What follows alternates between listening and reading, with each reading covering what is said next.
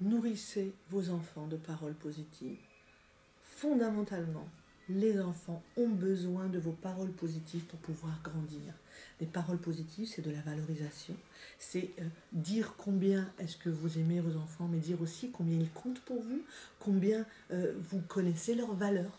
Et ça, c'est vraiment la base de l'éducation. Un enfant a besoin de connaître sa valeur. Il ne connaîtra sa valeur qu'à travers ce que vous allez en dire, qu'à travers ce qu'il va ressentir. Il va se sentir aimé, estimé à travers vos paroles, vos actes et ce que vous allez pouvoir lui offrir comme amour et comme paroles positives.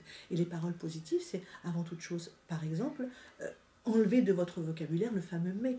Le mais qui invalide tout le début de la phrase. Je t'aime, mais tu aurais pu faire autrement. Mais tu n'es pas. Je t'aime et. Donc s'il vous plaît, à la place du mais, employez le et. Puisque mais, et ça les neurosciences l'ont prouvé, ça engendre un déferlement d'hormones du stress, le cortisol, au niveau du cerveau. Donc s'il vous plaît, bannissez de votre vocabulaire la négativité, la négation et notamment le mais.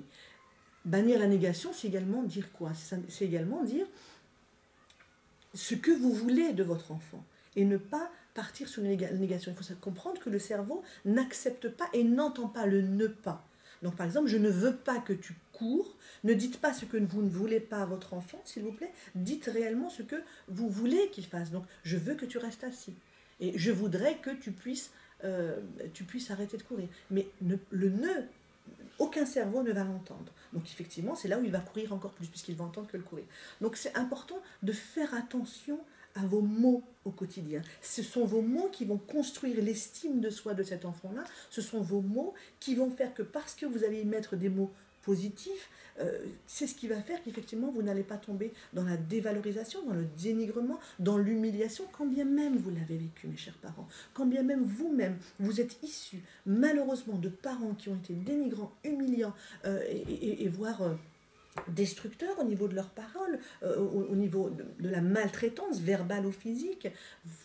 Votre responsabilité est de ne pas reproduire et de ne pas être dans la reproduction des schémas de vie. Donc, billah alaykoum, là où vous avez reçu le mal, donnez le bien, quand bien même vous avez reçu le mal. Et vous êtes les seuls à pouvoir donner ce bien-là.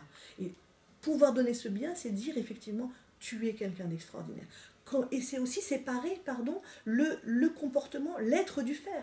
Tu es mon fils, je t'aime malgré tout, tu es ma fille, je t'aimerai toujours. Sauf que là, ton comportement est inadmissible. Ce n'est pas tu es méchant, d'accord? Tu es insupportable, tu bouges dans tous les sens. C'est réellement que toi, je t'aime, je t'aimerai toujours, mais ton comportement, je ne peux pas l'accepter, il est inacceptable. Et on va travailler sur ce comportement. Pourquoi? Le pourquoi du comment et comment faire pour. Donc, c'est à vous au quotidien de vraiment de bien séparer les choses, d'accord, l'être et le faire, et de pouvoir donner à votre enfant que de la positivité. Bien entendu que ce n'est pas facile, ce n'est absolument pas facile au quotidien, puisque nous avons des sollicitations, nous travaillons, nous arrivons, nous sommes fatigués, c'est à nous en tant qu'adultes de gérer notre stress. Ce n'est pas à eux, subhanallah, de payer le prix de notre stress quotidien, ils n'ont absolument rien demandé. Donc ce qu'ils ont besoin, c'est d'avoir des parents avenants qui vont pouvoir mettre la lumière sur la positivité à travers des paroles positives et de la valorisation au quotidien, Inch'Allah, qui vont pouvoir donner l'estime dont l'enfant a besoin. Nous aurons l'occasion, Inch'Allah, d'en parler dans une autre vidéo. Barakallahu fikum.